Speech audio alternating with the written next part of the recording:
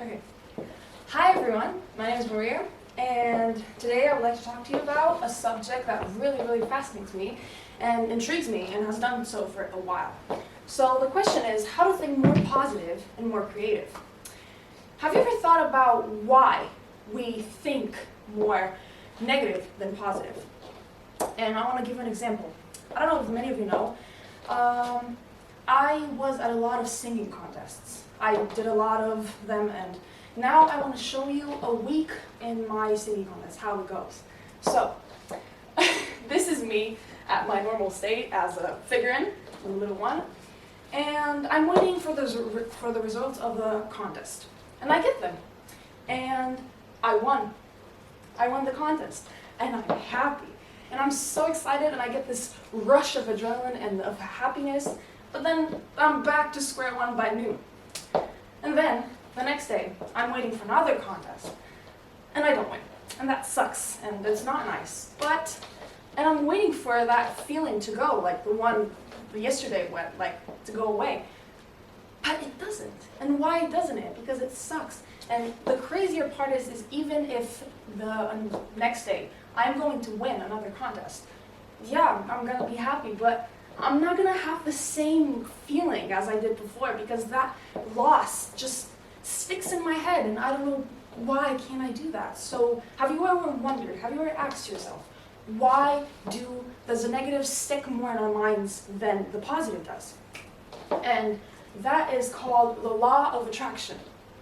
Because what you attract, what you think of is what you're going to attract. If you think of negative stuff, you're going to attract negative feelings, negative emotions, negative people. But if you think more positive, you're going to attract everything positive and everything good. That is just the law of the universe. So now I want to give you an example. I want you to think of a glass that is half full. This is the positive side. And the crazy thing is how I explain it to you and how I present it to you. That is how you're going to think about it. So if I present it to you as the glass half full, you're going to think of the positive. And the full glass is the gain, is what you gained. It's called a gain frame. So if I present it to you as the other side of the glass, as the empty one, you're going to think about the negative and the loss, the ones you don't have. So it's crazy to me that how I present it to you is how you're going to think about it. So if you're going to think negative, you are going to see only negative. And now, as an addition to that, creativity. Have you ever asked yourself, what is creativity? What it actually is? Okay, so creativity, it doesn't have any limits. It doesn't have any limits. And it goes hand in hand with self-confidence. Because if you have self-confidence in your beliefs, in your worth, in your opinions, that's where you're going to know. Because if you don't have trust in yourself and you don't believe in yourself, you're not going to get anywhere. So now I'm going to give you an example of one of my friends from 4th grade. His name was Andre. And he had this talent, this vicious talent at art. He knew how to draw, and he knew how to draw very well. And one day he did a drawing, which I thought was very cool and so nice.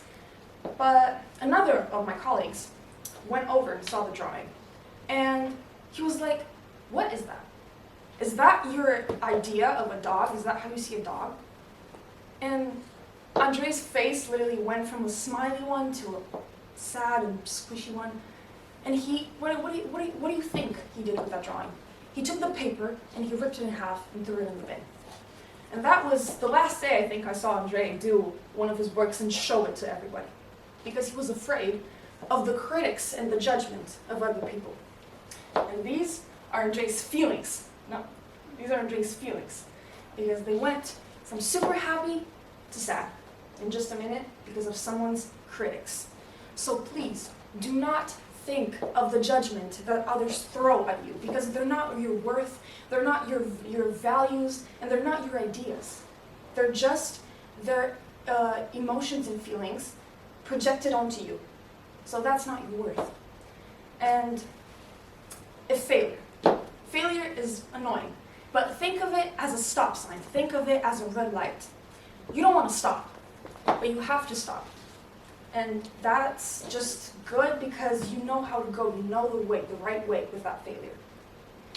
So, if life gives you lemons, make yourself a lemonade, but add a drop of creativity and positivity.